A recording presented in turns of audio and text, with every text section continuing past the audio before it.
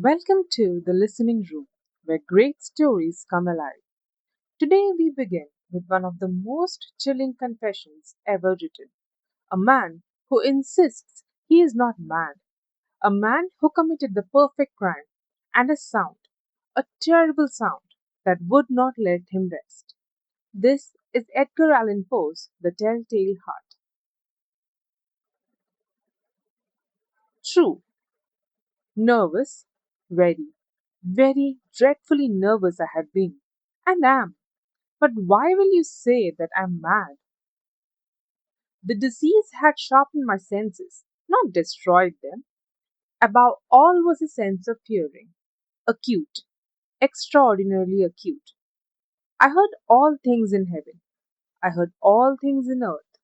I heard many things in hell. How then am I mad? Listen, listen carefully. Observe how healthily, how calmly I can tell you the whole story. It is impossible to say how the idea first entered my brain.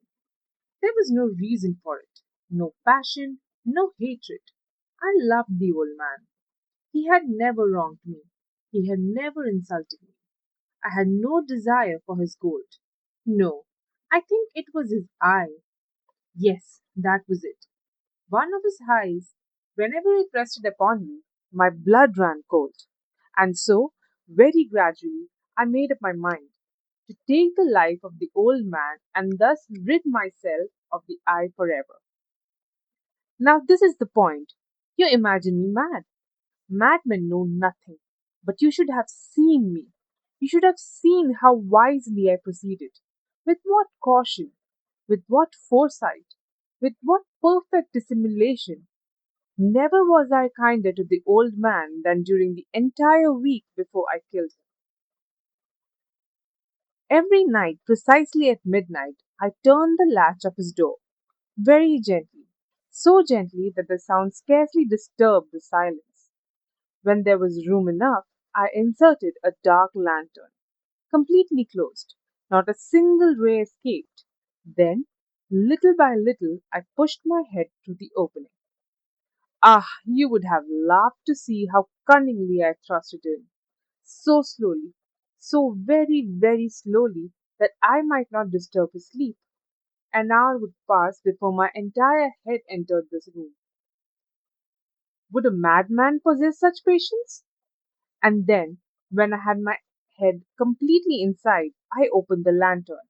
Not fully, never fully, only enough to allow one single thin thread of light to fall upon the vulture eye. For 7 nights I found the eye closed, always closed, and so it was impossible to perform the work. For it was not the old man who troubled me, it was his evil eye. Every morning when daylight came, I entered boldly, called him cheerfully by name, asked how he had slept. He could not have dreamed that every midnight I stood beside his bed, watching him, watching, waiting. On the 8th night, I was even more cautious than usual. The minute hand of a watch moves faster than my own hand moved that night. Never before had I understood the full extent of my own powers, my own intelligence. I could scarcely restrain a quiet laugh of triumph. And perhaps he heard me, for suddenly he stirred. He sat upright in bed. Who's there? I remained perfectly still. For a whole hour I did not move a muscle, not one. And all that time I knew he was sitting upright, listening, just as I have done night after night, listening to strange sounds which rise from the depths of the soul. Then came the groan, not pain, never pain. It was the low, suppressed sound that escapes when absolute terror takes possession of the heart.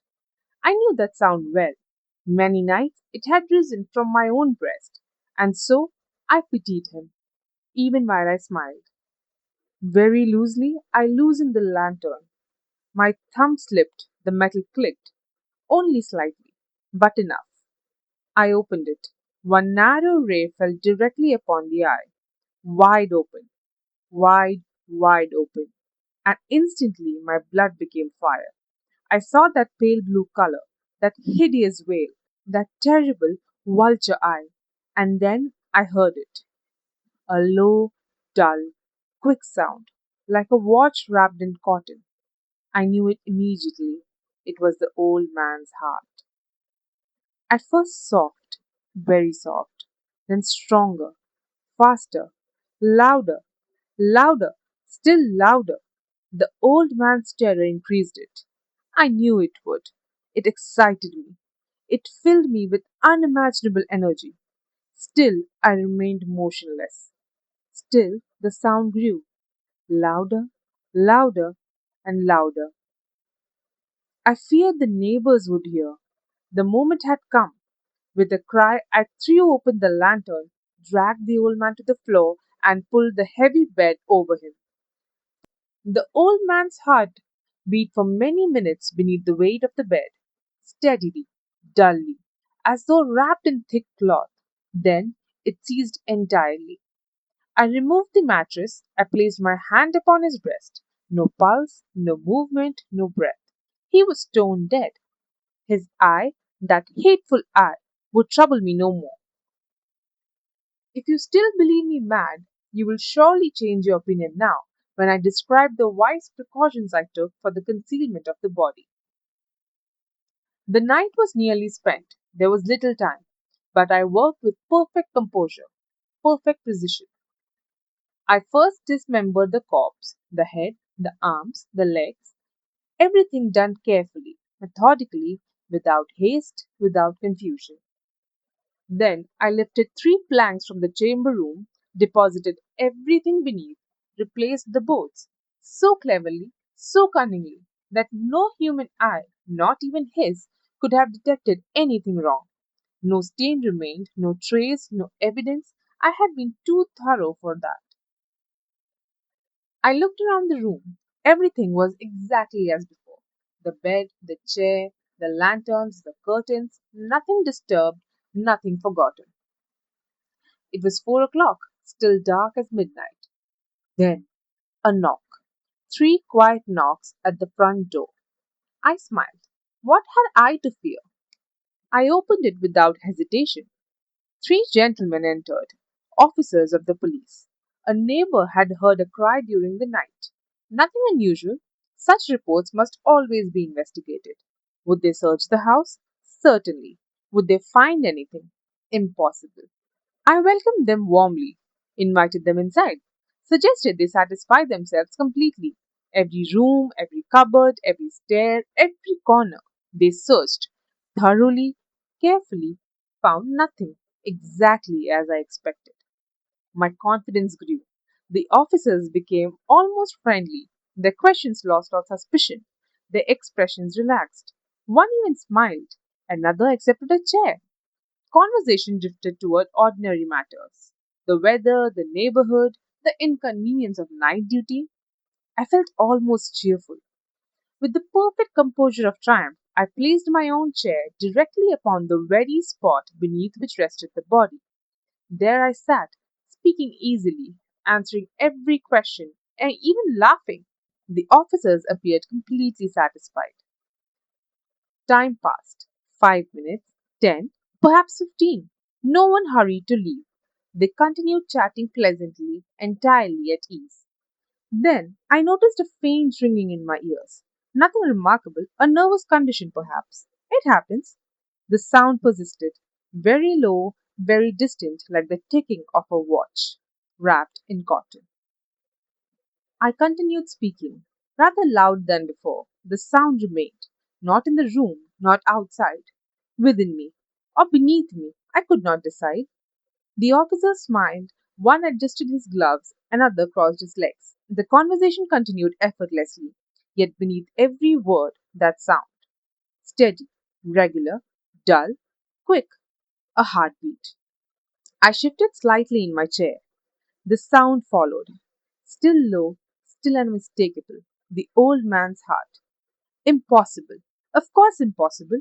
Dead men possess no beating hearts. I knew that. I knew it perfectly. So why did it continue? Perhaps it was imagination. Perhaps my hearing, always unusually acute, had discovered some tiny mechanism hidden within the walls. Perhaps one of the officers carried a watch. Yes, a watch. That explained everything. I laughed, much too loudly. The officer smiled politely. The heartbeat continued. Louder now. Not by much, just enough to make conversation difficult. I answered questions before they were finished, interrupted myself, changed subjects, laughed again. The officers remained perfectly calm. Surely, they must hear it. How could they not?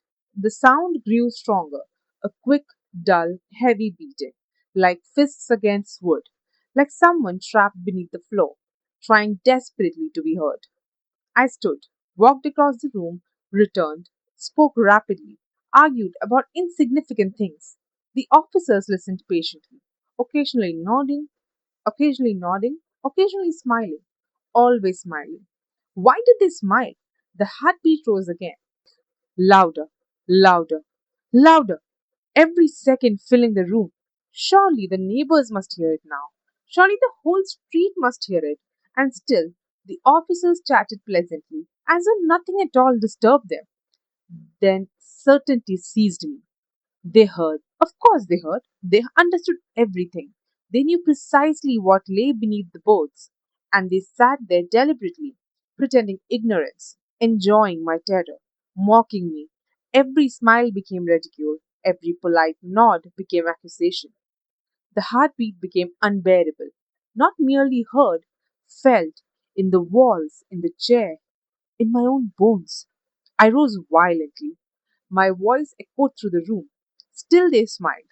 Still they talked. Still the terrible sound grew louder, louder, louder, louder. I could endure no more. Villains! I screamed. Dissemble no more. I admit the deed. Tear up the planks. Here, here. It is the beating of his hideous heart. Did the officers ever hear a heartbeat? Or was it only the echo of a guilty conscience growing louder until it drowned out reason itself? Edgar Allan Poe never tells us. He leaves us alone with the confession, alone with the sound, and with one final unsettling question. If guilt can create a heartbeat where none exists, what else might the human mind be capable of hearing? And there it is, the confession of a man who believed himself perfectly sane, undone not by the evidence against him, but by the thunder of his own guilt. That was A Telltale Heart by Edgar Allan Poe, read right here as a listening room edition. If this story kept you on the edge of your seat, subscribe so you never miss an episode. Next time, we enter a room with yellow wallpaper, and nothing will ever look quite the same again. Until then, listen carefully. You never know what you might hear.